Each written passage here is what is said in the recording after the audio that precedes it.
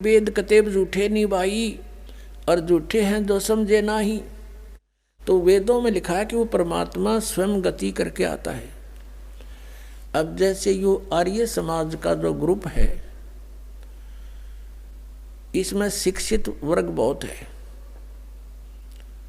और लेकिन वो अक्षर ज्ञान है, उनको अध्यात्म ज्ञान नहीं। उधर से महर्षि दानंद को भी कह का पता नहीं था अध्यात्म ज्ञान का, इसलिए उसने कोशिश की वेदों का अनुवाद करने की, और उसका अपना सिद्धांत था कि भगवान निराकार है। वो कहीं एक देश में नहीं रहता, एक देश माने स्थान पर कहीं नहीं रहता, वो केवल सर्वव्यापक है, जैसे वायु है ऐसे भगवान है। भले आदमियों, निराकार परमात्मा इतनी बड़ी बड़ी स्ट्रक्चर कैसे बनाओगा वो? जैसे कोई नौके साकार कैसे बनाओगा, सुन लो साकार कैसे बनाओगा। साकार मनुष्य इंजीनियर है और जहाज बना दिया, हवाई जहाज, वायुयान बना दिया, समुद्री जहाज बना दिया, उसमें बैठ कर आराम से घूम रहा है और वो यान चल रहा है। निराकार कोई कारीगर बना के दिखाए दो, मरे बादशाह के बनाओगा, वो खख बनाओगा। तो ऐसे परमात्मा मनुष्य सदृश है, उनकी वो अमित ओजा है, उसकी शक्ति का कोई वार पार नहीं है, उनके वचन से सबको जो हो जाता। जैसे आप हम देखा करते हैं जादूगर होते हैं, अपने मुख में एक छोटी सी गोली कंचा, इतना वो कंचा होता है, उस गोली को मुख में डालते हैं और थोड़ी देर में ओ करके इतना बड़ा मुश्किल तो का मुंह में तो पत्थर बना देते हैं, और नो पटक दे, पट्टा उठा के देख लो कति पत्थर है। तो उस जब एक जादूगर इतना कुछ कर सकता है, और वो तो परम जादूगर, वो तो सर्वशक्तिमान, एक वचन में सब कुछ कर दे। तो ऐसे ही उस परमात्मा की महिमा से हमने परिचित होना। उस परमात्मा ने कहते हैं एक शब्द में सब किया, सकल जमी आसमान, एक वचन में सब कुछ बना दिया। तो समर्थ है उसको, वो कुछ भी कर सकता है। तो वो जानकारी स्वयं ही आकर दी। अरे ये निराकार बताओ भगवान को, और वेद के साकार है, निराकार है, मनुष्य सदृश है वो अपनात्माओं। इसलिए परमात्मा कहा करते, मोती मुक्ता दर्शत नाही, ये जग है सब अंदरे, दिखत के तो नैन चश्म, इनका फिरा मोतिया बंदरे। ये दिख है विद्वान पुरुष, और महर्षि को हमें इनका मोतिया बंद है। जिसका मोतिया बंद हो आंखों में, आंखें तो दिखाई देती हैं जैसे बड़ा स्वस्थ आंखें हैं, सब कुछ दिखता होगा, लेकिन वो नपट अंधा है जिसका मोतिया बंद हो गया दोनों आँखों में। तो परमात्मा कहते हैं कि तुमने ये महर्षि दिखाई दे हैं, गुरु ब्राह्मण दिखाई देते हैं, ये मंडलेश्वर, इनका मोतिया बंद हो रहा है, इन्हें अपने सदग्रंथों में लिखी हुई सच्चाई का नहीं पता, और फिर निराकार कहते हैं। अब दिखाते हैं आपको परमात्मा की सारी स्थिति, देखिएगा।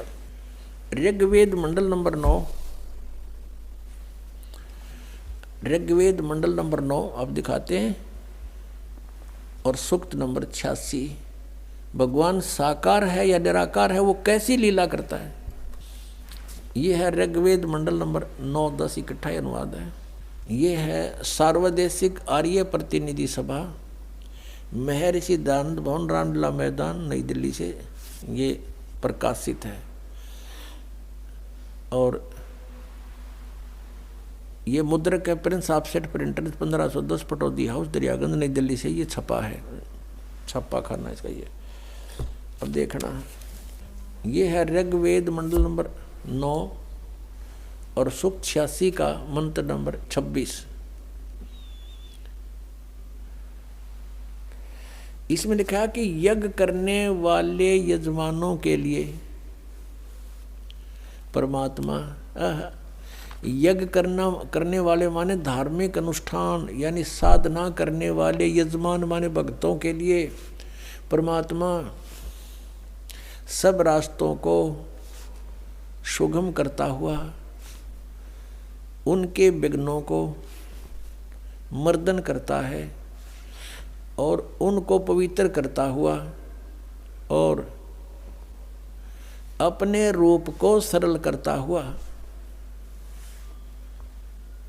वह कांति में परमात्मा। यह लिखना था कबीर देव।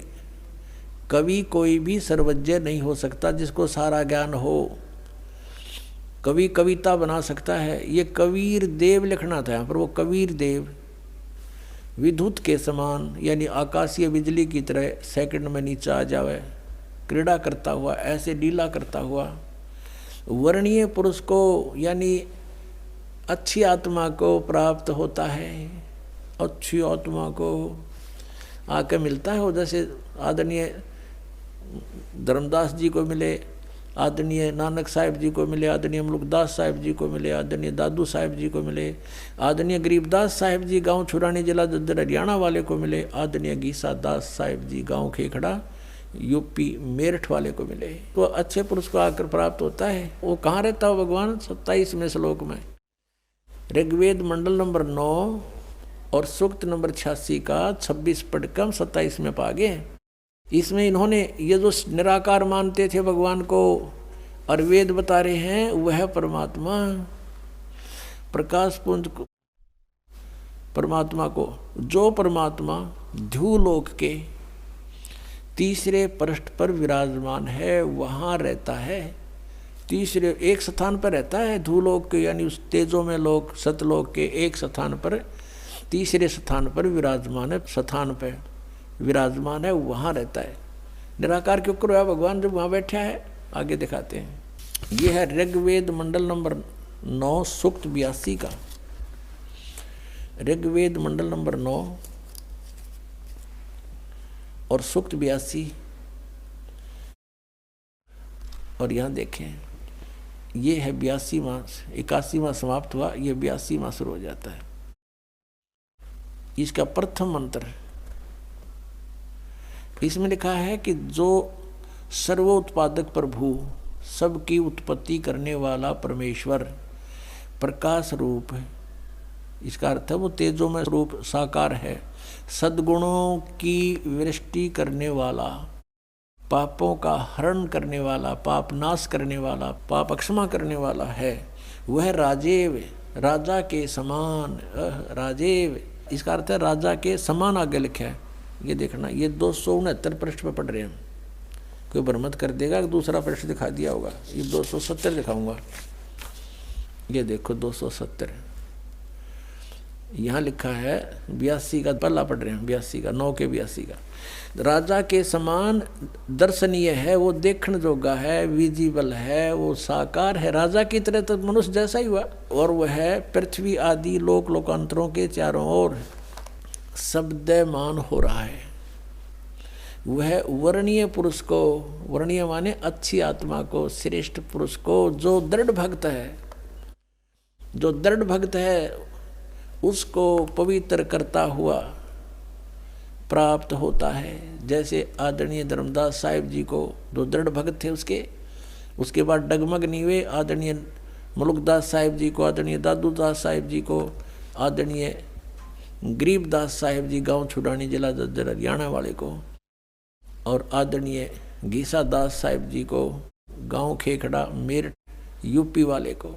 ये दृढ़ भक्त आज तक डगमग नहीं हुए, दुनिया को हिला के रख दिया इन्होंने। इनको भगवान में ले आकर के को पवित्र करता हुआ प्राप्त होता है वर्णीय पुरुष अच्छी आत्मा को। जिस प्रकार विद्युत माने आकाशीय बिजली स्नेह वाले स्थानों को आधार बनाकर प्राप्त होता है। देखो कितना स्पष्ट किया इन्होंने। ऋग्वेद मंडल नंबर 9 और सूक्त नंबर 81 में कति कंसेप्ट क्लियर कर दिया कि वो परमात्मा राजा की तरह देखने जोगा है। राजा का अर्थ है कि वो शक्तिशाली होता है, मनुष्य सदृश ही है, राजा के समान है और साकार है, देखने जोगा है। और वो अच्छी आत्मा को वहाँ से चलकर आकर मिलता है ये। और जो दृढ़ भक्त होते हैं उनको मिलता है, अन्य को नहीं। जैसे आकाश की बिजली, आकाशीय बिजली गिरती है, वो किसी वस्तु पर गिरती है जहाँ उसका विशेष अट्रैक्शन बनता है।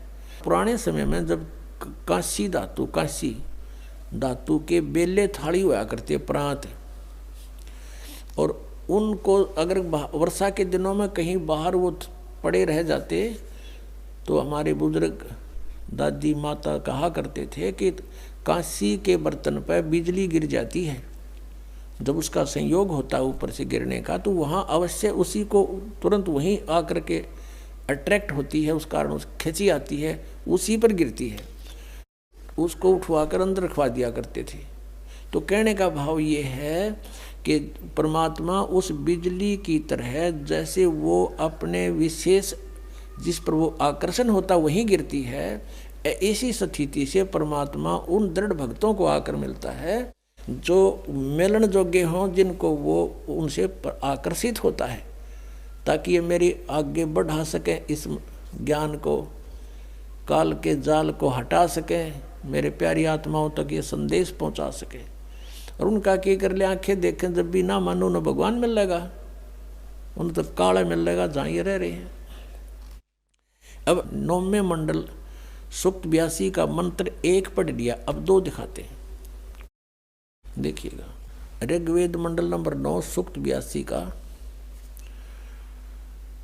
हमने ये पढ़ लिया, अब 2 पढ़ते हैं।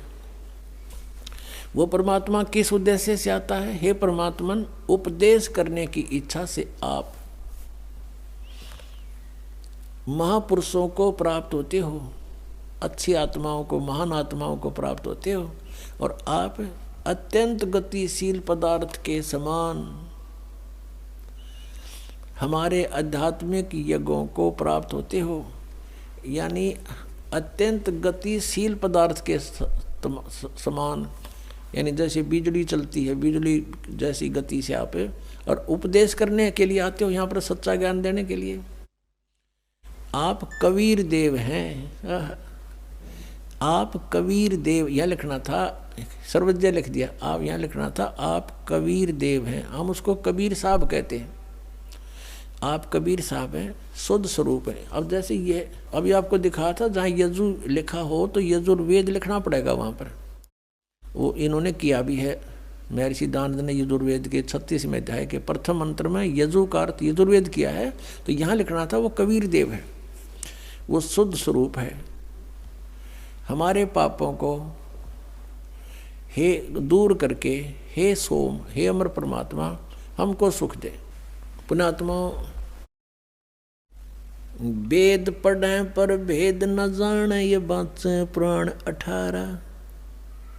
वेद पढ़े पर भेद न जाने, गुरु बिन काहू न पाया ज्ञाना, जो थो था बूछड़े मूड किसाना। गुरु बिन वेद पढ़े जो प्राणी, समझे न सार रहे अज्ञानी। ये अज्ञानी रहे इन वेदों को पढ़ा करते, मैं ऋषि को आगे इन कक्का भी नहीं पता था। अब जैसे परमात्मा मनुष्य दृश्य ये सिद्ध होगा, राजा के समान देखने जोगा है, और वहाँ से गति करके आता है, जिन महापुरुषों को मिलता है, जिन महापुरुषों ने मिला उन्होंने बताया कबीर इज गॉड। वो कबीर देव काशी में, हम सुल्तानी नानक तारे दादू को उपदेश दिया, जात जुलाहा भेद न पाया, वो काशी माए कबीर होया।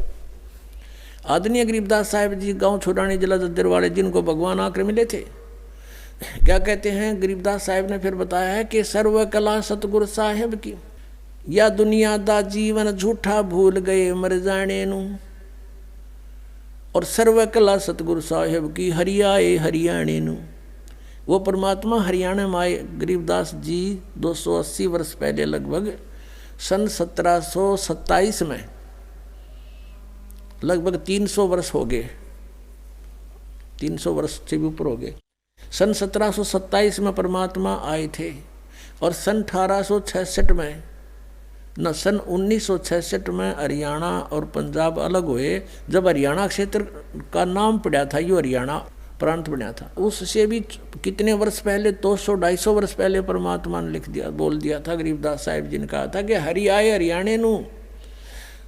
उनके वचन से फिर यो हरियाणा क्षेत्र आज बनकर रहा, ताकि हम इस परमात्मा की वाणी को समझा सकें। अगर ये वाणी 200 वर्ष पहले बोलते, 100 वर्ष 50 वर्ष पहले से बोलते, तो कौन से कहाँ थे, हरियाणा था ही नहीं, जब नाम निशान नहीं था। तो ये हरियाणा बनवा दिया, रीबिया वाणी हमारे को याद दिला दी कि हरि आए हरियाणे नू। इनको पता था मालिक का कि इस वाणी का कहाँ आवश्यकता पड़ेगी, किस समय में। अधिक जानकारी के लिए जगत गुरु तत्वदर्शी संत रामपाल जी महाराज द्वारा लिखित पवित्र पुस्तकें ज्ञान गंगा, जीने की राह बिल्कुल निःशुल्क मंगाएं। अपना नाम, पूरा पता हमें व्हाट्सएप करें। हमारा नंबर है 7496801823। जगत गुरु तत्वदर्शी संत रामपाल जी महाराज के मंगल प्रवचन अब प्रतिदिन सुनिए MH1 श्रद्धा टीवी पर दोपहर 2 से 3 बजे, सारथी टीवी पर शाम 6:30 से 7:30 बजे, साधना टीवी पर शाम 7:30 से 8:30 बजे, ईश्वर टीवी पर रात 8:30 से 9:30 बजे।